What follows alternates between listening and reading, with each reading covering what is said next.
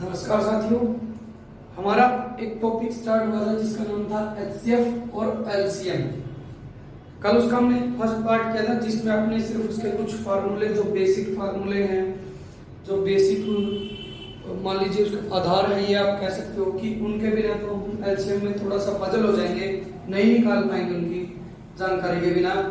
तो आज हम उसी जानकारी के बेस पे कुछ सवाल करेंगे, किस किस तरीके के सवाल एलसीएम एचसीएफ से बनते हैं और किस तरीके से हम उनको सोल्व कर सकते हैं कम से कम समय में, वो चीजें हम सीखेंगे। तो कल मैंने आपको एक सवाल भी करवाया था कि दो संख्याओं का गुणनफल बराबर होता है किसके, उन दो संख्याओं के लघुत्तम समापवर्तक और गुणा में महत्तम समापवर्तक के। तो आज एक छोटा सा क्वेश्चन मेरे पास आया है कि दो संख्याएं हैं 3 और 4 के अनुपात में,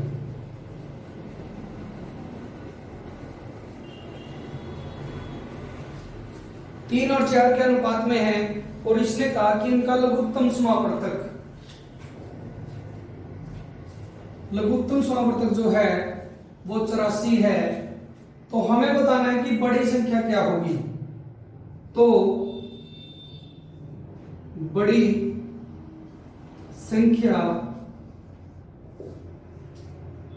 क्या होगी, ये हमें बताना था। ठीक है, तो इसको बड़ी आसान तरीके से हम बता सकते हैं, जो चीज हमने कल सीखी थी उसी बेस पे। देखो, जब भी दो संख्याओं को क्या दिया हो, अनुपात में दे रखा हो उनको, चाहे 3 और 4 है, चाहे उससे भी अधिक है, कम है, कोई फर्क नहीं पड़ेगा। मतलब वो एक समान अंक से भाग करने के बाद वो इतने अनुपात में प्राप्त होती है, वो होता है उनका एचसीएफ, जो इनको डिवाइड करके इस छोटे अनुपात में ले जा रहा है। तो चलिए हम देखते हैं कि इस सवाल को किस बेस पर कहां से स्टार्ट करें। रकम को एक बार समझते हैं, फिर जल्दी जल्दी करेंगे कि दो संख्याएं 3 और 4 के अनुपात में हैं, लघुत्तम समापवर्तक 84 है उनका। तो बड़ी संख्या क्या होगी, मतलब उन दोनों में से बड़ी संख्या क्या होगी। तो सबसे पहले हमें इनको 3x और 4x मान लेना है। मतलब एक संख्या हमारी 3x है, दूसरी 4x है। तो इन दोनों का हम निकालेंगे एलसीएम, यानी कि लघुत्तम समापवर्तक निकालेंगे। तो कैसे निकालते हैं आप सबको पता है। 3 और 4 का लघुत्तम समापवर्तक क्या होगा, इनका लघुत्तम समापवर्तक होगा 12। क्यों? क्योंकि जब एक भाज्य और एक आपकी अभाज्य संख्या कह लीजिए होती है, तो सीधा गुणनफल कर दीजिए उनका, आपको पता चल जाएगा उनका एलसीएम क्या है।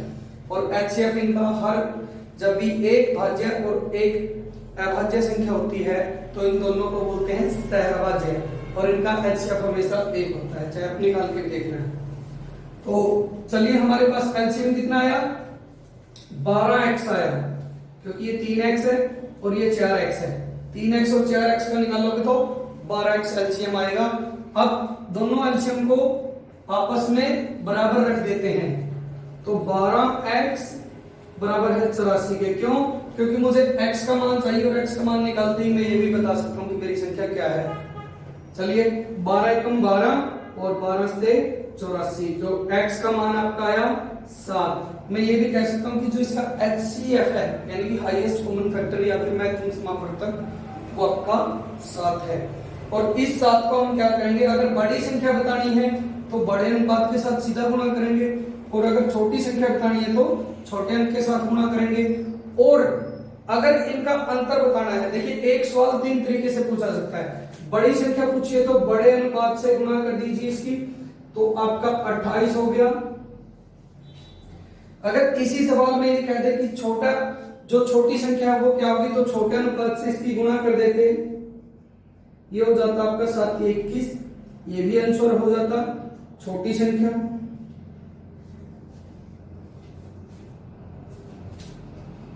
ठीक है। और अगर हमसे पूछ ली तीसरी बात कि दोनों संख्याओं का अंतर क्या होगा, तब हम क्या करते, जो बड़ा अनुपात है उसमें से छोटा अनुपात देखते कितना कम है, ये आपको घटाने की जरूरत नहीं, आपको सीधा पता चल जाएगा। x आ गया, अगर 1x आया तो x का मान क्या है 7, तो आपका आंसर हो जाता 7। और एक और लास्ट चीज, वैसे तो पूछने को तो इनका अंतर पूछ लिया, गुणनफल पूछ ले तो दोनों की गुणा करके 7 से गुणा कर दीजिए।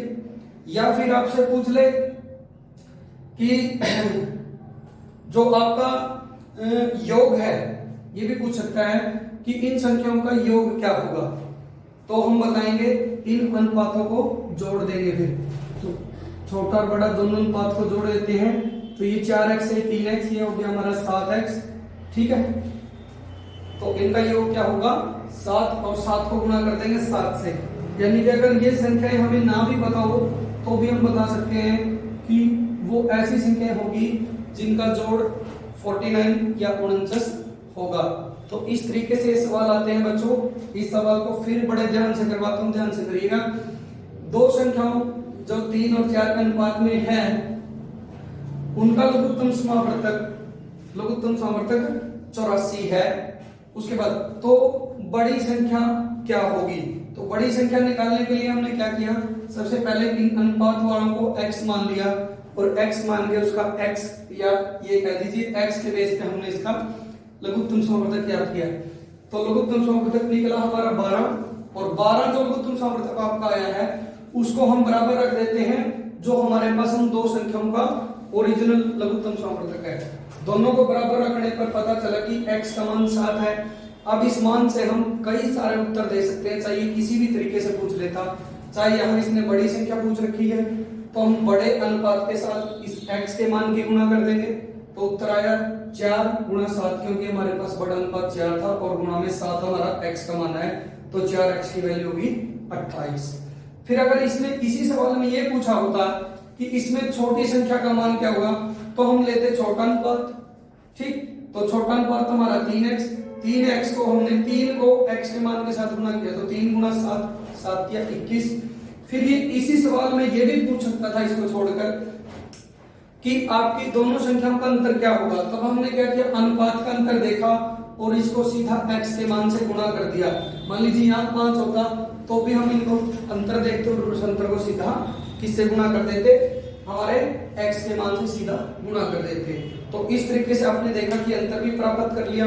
अब एक और तरीका आता है, या आपसे दोनों संख्याओं का योग पूछ सकता है कि जिस जो 3 और 4 के अनुपात में है और आपको बताना है कि इन संख्याओं का योग क्या होगा। तो हमने देखा इसका योग कैसे बता सकते हैं हम, जो हमारे पास इन दोनों अनुपात का योग है उसको हम x के मान से गुणा कर देते हैं, तो 49। और आप लोग अगर कोशिश करोगे तो 49 से ये भी बता सकते हो कि आपका जो ये संख्या है वो कौन कौन सी है। तो फिर आप सीधा बता सकते हो 28 और 21 है, अगर आपके पास सीधा भी निकालना है तो। मान लीजिए वो ये नहीं देता बड़ी संख्या क्या है, वो ये दे देता कि संख्याएं क्या होगी, ये ना देकर वो पूछता संख्या क्या होगी, तब हमें क्या करना था, ये चीज पढ़नी थी, फिर ये पढ़नी थी। जो एलसीएम दिया तो एलसीएम निकाल के रखना है, अगर एचसीएफ दिया तो सीधा गुणा करना है इनके साथ।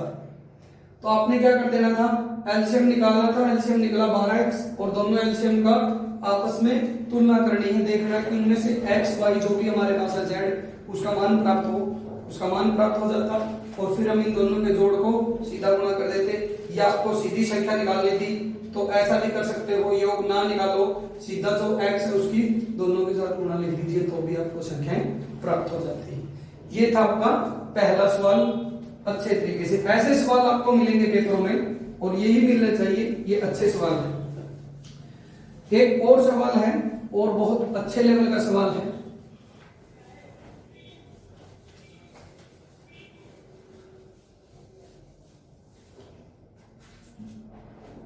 सवाल कुछ इस प्रकार से था कि दो संख्याओं के महत्तम समावर्तक और लघुत्तम समावर्तक, जो महत्तम समावर्तक है वो जो लघुत्तम समावर्तक है वो महत्तम समावर्तक से 84 गुना अधिक है।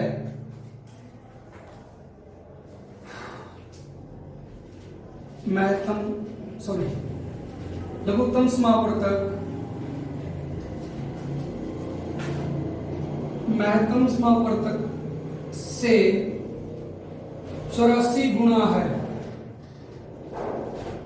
अधिक भी लिख सकते हो या 84 गुना बड़ा है ये भी लिख सकते हो, या ये भी लिख के दे सकता है कि वो लघुत्तम समावर्तक महत्तम समावर्तक से 84 गुना है, तो इसका मतलब यही है कि भाई जो महत्तम समावर्तक है वो लघुत्तम समावर्तक से 84 गुना कम है।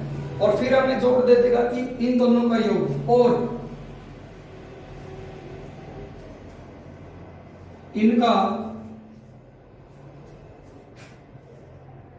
योग 680 है। ठीक है, तो हमसे पूछ लेगा, एक संख्या दे देगा या दूसरी संख्या पूछ लेगा या कुछ भी पूछ लेगा, इसकी मर्जी है। सपोज करो इसने एक संख्या दे दी, एक संख्या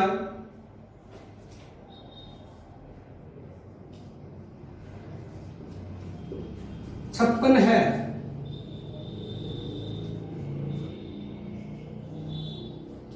तो दूसरी क्या होगी?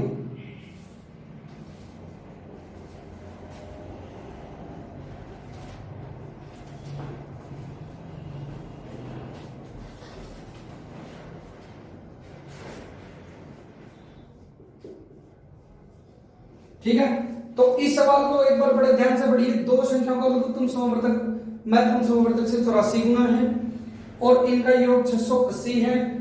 एक संख्या 56 है, तो दूसरी संख्या क्या होगी? इस सवाल को कई तरीके से वो पूछ सकता है। दूसरी संख्या देके पहले पूछ सकता है, इसका महत्तम समावर्तक पूछ सकता है, इसका लघुत्तम समावर्तक पूछ सकता है, या जो चीजें निकलेंगी मैं उससे आपको सवाल और आगे बढ़ाता चलूंगा कि कैसे आएगा। रकम आपने देख ली, मैं इसको हटाता चलूंगा साथ के साथ जैसे ही सवाल नीचे से बढ़ेगा। तो सबसे पहले हमें क्या करना है, यहाँ पे हमारा महत्तम समावर्तक जो होगा, ऐसे सवालों में जिसमें महत्तम समावर्तक नहीं दिया हो, सिर्फ ये तुलना की गई हो कि लघुत्तम महत्तम समावर्तक का इतने गुना है, तो वहां पे महत्तम को x मान लेंगे। ठीक है, और फिर जितना गुना लघुत्तम समावर्तक का उसको लिखेंगे। 84, ये भी 84x हो गया क्योंकि ये x है, तो ये 84x है, और दोनों का योग कितना है? 680। तो अब हम इनको बराबर रख देंगे, महत्तम समावर्तक प्लस में लघुत्तम समावर्तक हमारे पास 84 बराबर है 680 के। यानी कि अगर x के मान को मैं एक बार 284 से गुणा करूं और एक बार उसमें जोड़ दूं, तो मेरे को 680 यानी कि जो लघुत्तम और महत्तम का जोड़ है वो प्राप्त होगा। तो चलिए कैसे करते हैं, यहां से हमें मान प्राप्त हो जाएगा x का, फिर हम सवाल को इजी करेंगे। तो 84 और 1 85 बराबर है 668 के। जिसको ऐसे करना है वो ऐसे भी कर सकते हैं कि x बराबर है 668/85 के, क्योंकि हमें समय बचाना है इसलिए मैं सीधा लिखता हूं। तो इसको डिवाइड कीजिए 5 से करने, जिसको कम पार्ट आते हैं, कम टेबल आती है, वो 5 से कर लेना, थोड़ा समय ज्यादा लग जाएगा। लेकिन जिसको डायरेक्ट आता है 17×5 = 85 और 17 चौका 68, 5 एकम 5 और 5 अट्ठा 40, यानी कि x का मान हमें प्राप्त हुआ 8। अब x क्या मानना था? महत्तम समावर्तक। तो इस संख्या में जो महत्तम समावर्तक है वो 8 है। ठीक है, तो अब हमें आसानी से बता सकते हैं कि इसका लघुत्तम समावर्तक क्या होगा। क्यों? क्योंकि दोनों का जोड़ 680 है। अगर उसमें से महत्तम समावर्तक आप माइनस कर दोगे तो आपके पास बचेगा क्या? वो आपके पास बचेगा लघुत्तम समावर्तक बचेगा बच्चों। उम्मीद करता हूं कि ये बात आपको समझ आ रही होगी। ठीक है, सीधा आपको क्या करना है, जो x का मान आए वो इनके योग में से माइनस कर लेना है। तो माइनस करके आपको 672 जो था वो एलसीएम प्राप्त हो गया या लघुत्तम समावर्तक प्राप्त हो गया। अब हमारे पास महत्तम समावर्तक भी है, लघुत्तम समावर्तक भी है, एक संख्या भी है, दूसरी निकालने। और कल मैंने आपको यही बात सिखाई थी कि दो संख्याओं का गुणनफल बराबर होता है, उन दोनों संख्याओं के महत्तम समावर्तक गुणा लघुत्तम समावर्तक। तो लघुत्तम समावर्तक 672 गुणा में 8 और बटे क्या करोगे 56, 8 एकम 8, 8 7 56, 7 एकम 7, हाँ जी 7 9 63, बच गए 4 हो गए 42, 7 6 42। तो जो आपका आंसर होगा वो 96 होगा। ठीक है, इस प्रकार से सवाल देने के बाद वो आपसे ये भी कह सकता था कि दो संख्याओं का लघुत्तम समावर्तक महत्तम समावर्तक से 84 गुना है और इनका योग 680 है। एक संख्या 56 है, दूसरी संख्या क्या होगी? ये सवाल दे दिया और आपसे पूछ लिया, तो हमने क्या किया, महत्तम समावर्तक को मान लिया कि x है, तो लघुत्तम सामर्थ्य ऑटोमेटिकली जितने उससे गुणा था उसके साथ x लग के बन गया। जैसे कि 84 गुणा था तो 84x हो गया। अब हमने देखा कि इसका जोड़ जो है वो 680 दिया गया है, तो क्यों ना हम महत्तम सामर्थ्य को लघुत्तम सामर्थ्य के मान को जोड़ के उसके बराबर रख देते हैं। बिल्कुल रख सकते हैं। दोनों को जोड़ के x का मान प्राप्त किया तो x हमारे पास आई 8, यानी कि महत्तम सामर्थ्य हमें प्राप्त हो गया 8। वो इस प्रकार से सवाल दे रहे हैं। फिर हमने क्या किया, जो महत्तम सामर्थ्य का मान आया था उसको दोनों के योग में से माइनस कर दिया। दोनों का योग किसका, महत्तम सामर्थ्य और लघुत्तम सामर्थ्य का। इसको हमने माइनस करके देखा कि 672 हमारा एलसीएम है या लघुत्तम सामर्थ्य है। उसके बाद हमने लघुत्तम सामर्थ्य और गुणा में महत्तम, क्यों, क्योंकि मैंने आपको ये बात पहले से बता रखी है कि संख्या के या तो दोनों संख्या हो या आपके पास लघुत्तम सामर्थ्य महत्तम सामर्थ्य हो। जो दो दिए गए हैं, दोनों संख्या दिए तो वो ऊपर हो जाएंगी, लघुत्तम या महत्तम नीचे आ जाएगा जो भी एक है, या लघुत्तम और महत्तम दे रखा है और एक संख्या दे रखी है तो वो संख्या बढ़े। ठीक है। उसके बाद हमने देखा कि लघुत्तम सामर्थ्य गुणा महत्तम बटे 56, आपने इसको डिवाइड कर दिया जिससे 96 प्राप्त हुआ। ये सवाल का एंगल बदल सकता था। ये यहां ये कह सकता था कि एक संख्या 56 है, दूसरी संख्या 96 है। यदि लघुत्तम समावर्तक महत्तम समावर्तक से 84 गुना है तो बताइए कि उनका योग क्या होगा। ये इंपॉर्टेंट है सवाल, ध्यान से समझिएगा। मैं उल्टा कर रहा हूं सवाल को। मान लीजिए एक संख्या, उसने कहा कि एक संख्या 56 और दूसरी संख्या 96 है। इस सवाल में आपको उल्टा करके दे रहा हूं, फिर सुनिएगा कि दो संख्याएं हैं 56 और 96। इनका लघुत्तम समावर्तक महत्तम समावर्तक से 84 गुना है, तो बताइए कि उन दोनों का योग क्या होगा। तब आप इस सवाल को और भी आसानी से कर सकते थे। इन दोनों का एलसीएम आप निकाल सकते हो या एचसीएफ। जैसे आप एचसीएफ निकालोगे, इसके साथ गुणा कर दीजिए एचसीएफ की, ठीक है। और गुणा करने के बाद आप उसमें सीधा क्या जोड़ोगे, 8 जोड़ोगे। या इतना लंबा भी नहीं करना कि गुणा करते फिरो, आप सीधा क्या करो, पहले इनका एचसीएफ निकालो। एचसीएफ निकल गया, इन दोनों संख्या को गुणा में कर लेते और उसके बटे एचसीएफ कर देते, फिर हमारे पास लघुत्तम प्राप्त होता और लघुत्तम के अंदर हम महत्तम जोड़ के उसका योग प्राप्त कर सकते हैं। अगर उनका अंतर दिया होता तो हम अलग तरीके से करते भाई, ठीक है। तो इस प्रकार के सवाल जो हैं वो आपको करने को मिलेंगे।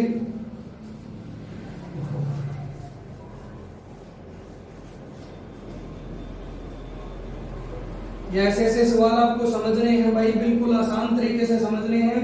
अगर आप करोगे तो इन सवालों को बिल्कुल देखते ही कर पाओगे। ये करवाने में समय लग रहे हैं। अगर कोई भी बच्चा पहले कर चुका है तो वो देखो कितने कम समय में इसको कर सकता है। एक इस तरीके के सवाल भी आते हैं कि मान लीजिए लघुत्तम समावर्तक कितना है, ये है वो है कि, एक मिनट में आपको सवाल निकाल के दे देता हूं जी। वह छोटी से छोटी संख्या ज्ञात कीजिए, वह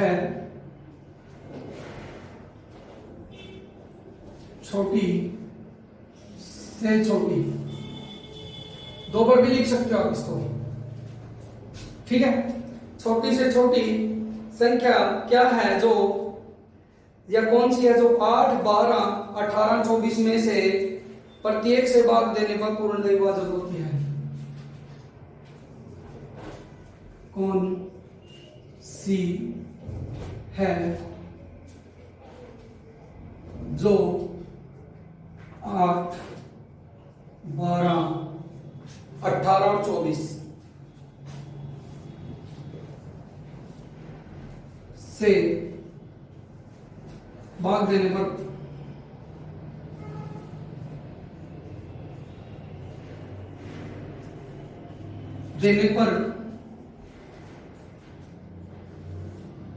देखो पूर्ण लिखो या पूरा भाग होती है, पूरा भाग होती है।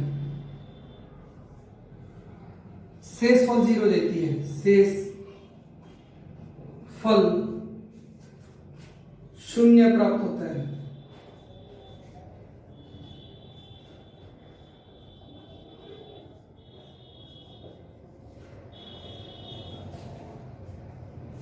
ठीक है, सवाल को बदल के करिए क्योंकि जो पूर्ण सवाल है वो तो आपने पढ़ रखे हैं। अगर मैं यहाँ लिख देता पूर्णतः विभाजित होती है तब भी कोई प्रॉब्लम नहीं, लेकिन अब भी आपको कोई प्रॉब्लम नहीं होनी चाहिए। ठीक है, तो सबसे पहले जब बात आती है छोटी से छोटी की, आपको बात समझनी है, सवाल अपने आप हो जाएंगे कि वह छोटी से छोटी, और छोटी से छोटी बात तब की जाएगी संख्याओं की जब आपको उन संख्याओं का लघुत्तम समावर्तक ज्ञात करना होगा। ये बात आप अपने दिमाग में बिठा लीजिए, फिर आप आसानी से कर सकते हो। मतलब वह छोटी से छोटी संख्या कौन सी है जो 12, 8, 12, 18 और 24 से भाग देने पर शेषफल शून्य प्राप्त होता है। तो मेरे प्यारे बच्चों, मैंने कल भी आपको डेफिनेशन बताई थी कि जब ये बात कही जाए कि दी गई संख्याओं से भाग देने पर वह छोटी से छोटी संख्या जिसे दी गई संख्याओं से भाग देने पर क्या हो, वह संख्या पूरी पूरी भाग हो। तो पूरी पूरी भाग होने का मतलब भी यही है कि शेषफल आपका शून्य हो।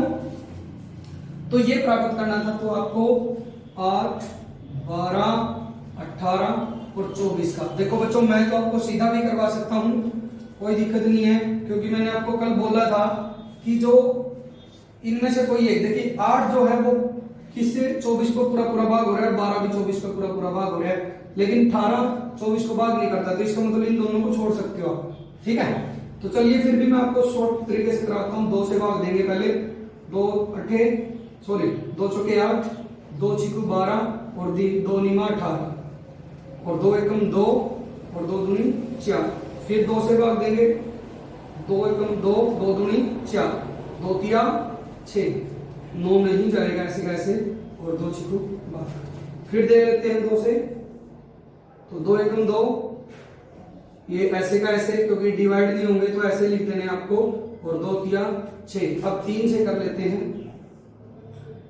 3 3, 3 एकम 3, 3 तिया 9 और 3 एकम 3। अब हमारे पास वेक्टर है 2 2 2 3 और 3, एक कॉम नहीं लिखेंगे, तो 2 गुणा 2 गुणा 2 गुणा 2 गुणा 3 गुणा 3। क्या सही है?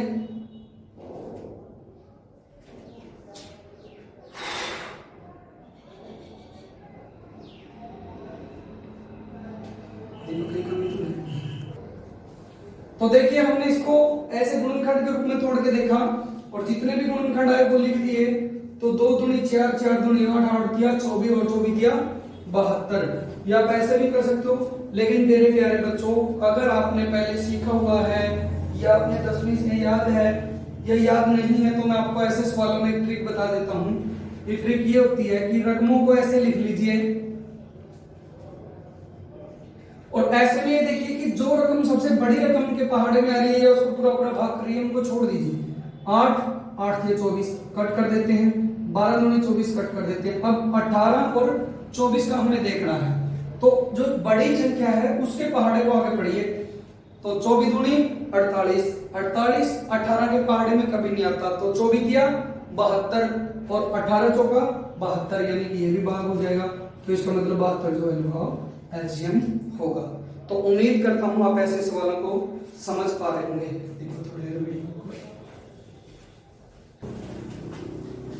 तो चलिए दोस्तों, एक ये सवाल करते हैं, देखिए किस तरीके का है।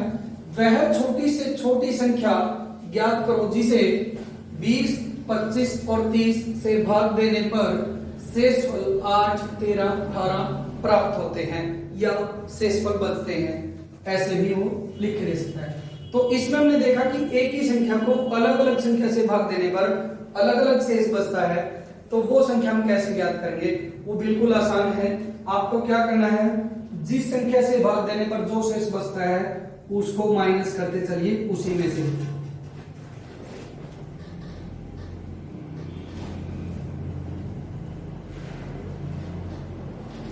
कर दिया? बिल्कुल कर देते हैं। 20 में से 8 गए 12, 25 में से 13 गए 12 और 30 में से 18 गए 12। तो हमने देखा कि कॉमन संख्या बच रही है। अभी हम इसका कुछ नहीं करना है, सबसे पहले हमें क्या करना है, जो संख्या आपकी ये है इनका एलसीएम निकाल देते हैं। क्या निकाल देते हैं? एलसीएम, क्योंकि बात किसकी की गई है? बात छोटी से छोटी संख्या की गई है।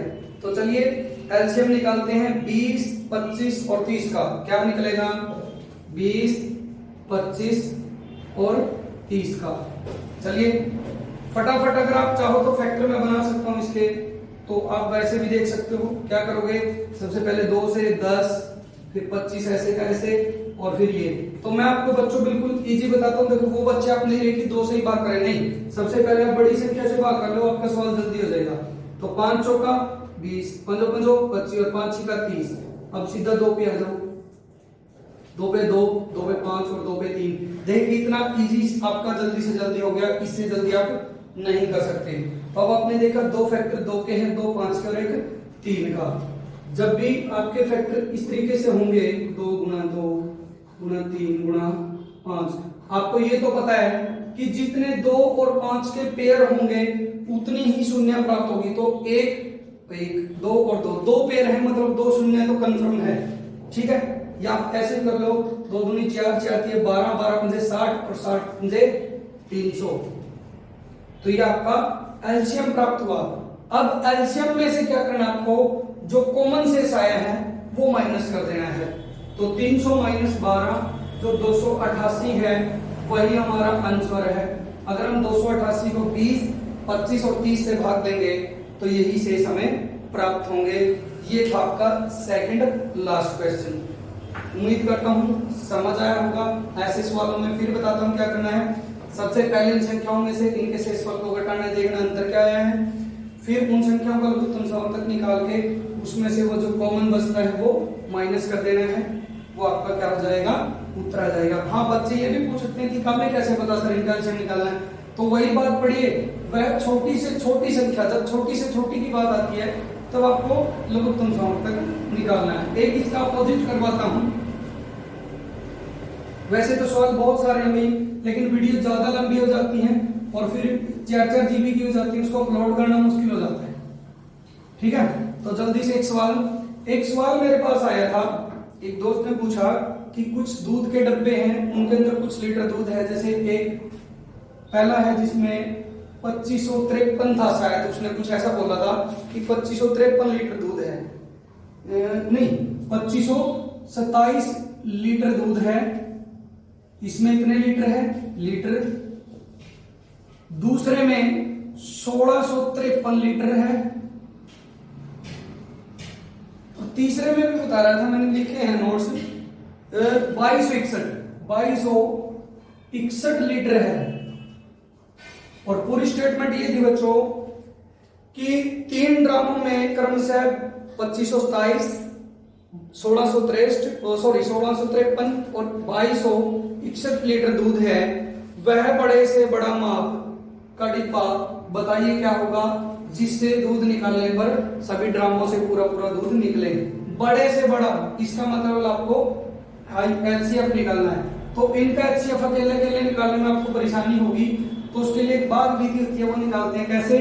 सबसे पहले हम देखेंगे, एक संख्या लेंगे बड़ी से बड़ी।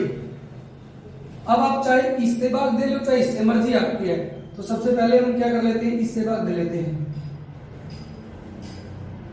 तो इसको हम क्या करेंगे, 1 पे चलाएंगे।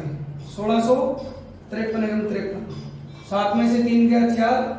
अब यहाँ 2 में से 5 नहीं जाएगा तो एक उधार ले लिया 12 में से 5 गया 7, यहाँ बच गए 4। तो यहाँ पे 4 में से 6 नहीं जाएगा तो एक से लेने के बाद कितना हो गया 24 में से 6 गया 8। ठीक है, अब जो शेष बचता वो बाहर रहेगा और जिससे हमने भाग दिया था वो अंदर आ जाएगा। ये प्रक्रिया लास्ट तक हमें करनी है। तो इसको कितने पे चलाओगे, देखो अगर 2 पे चलाते हो तो 800 दूनी 1600 और 74 दूनी लगभग आपका 148 होता है। तो 1600 और 148 ज्यादा हो जाएगा, इसलिए आप क्या करो, इसकी 1 पे चलाओ। यहाँ पे 3 में से 4 नहीं जाएगा तो 13 में से 4 गया आपका 9।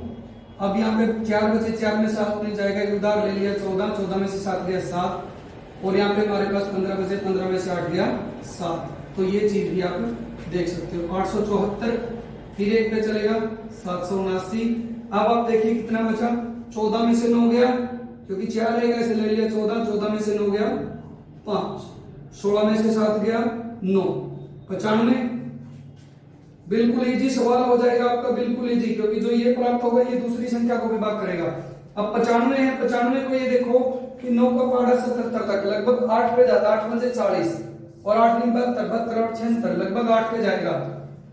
तो 8 पंजे 40 हासिल के 4 और 8 तीन 72 और 4 76, ठीक है। 9 ऐसे कैसे 19 बच गया और इजीली हो गया। अब ये देखिए 19 का 19 और 19 पंजे 95, यानी कि अब शेषफल अगर 0 बचा है तो इसका मतलब 19 एक ऐसी संख्या है जो इसको भी पूरा पूरा भाग करेगी। तो ये हमारा क्या बन जाएगा, ये हमारा बन जाएगा इनका एचसीएफ। सवाल को फिर समझिए, बड़ी रकम अंदर छोटी रकम बाहर ली, उससे भाग दिया, जो शेष बचा वो बाहर, फिर भागफल अंदर, सॉरी फिर भाजक अंदर, फिर जो शेष बचा उससे भाग देके देखा, जो शेष बचा बाहर वो अंदर, फिर आपका जो भाजक है वो जो आपका भाजक है वो अंदर जाता रहेगा और शेषफल से उसको भाग देते चलेंगे। तो लास्ट में हमें ये प्राप्त हुआ 19। तो क्या 19 इसको पूरा पूरा भाग करता है? बिल्कुल करेगा, मेरे को उम्मीद है। तो 19 एक 19 बच गए 3 हो गए 36, 19 दूनी 38 ज्यादा जवाब 19 एक 19 और 36 में तक गए तो 17 और 71 और 19 में 173। तो उम्मीद करता हूं मेरे प्यारे बच्चों ये सवाल आपको समझ आए होंगे। फिर मैं आपसे निवेदन करता हूं कि ऐसे सवालों की प्रैक्टिस कीजिए। वैसे तो इसमें काफी सारे सवाल बच गए कि ये शेष बचता है या इतने से भाग देने पर संख्या का शेष ये बचता है और एक इस संख्या से भाग देने पर ये बचता है। तो ऐसे सवाल तो मैं आपको कभी कमेंट अगर आप करते हो उसके अनुसार करवाऊंगा या फिर कभी टाइम मिलेगा तो फिर एक वीडियो डाल दूंगा। तो ये 2 वीडियो में मैंने कोशिश की है कि आपका एलसीएम और एचसीएफ कंप्लीट हो जाए। धन्यवाद। जितना उसे सब्सक्राइब और शेयर करते हैं।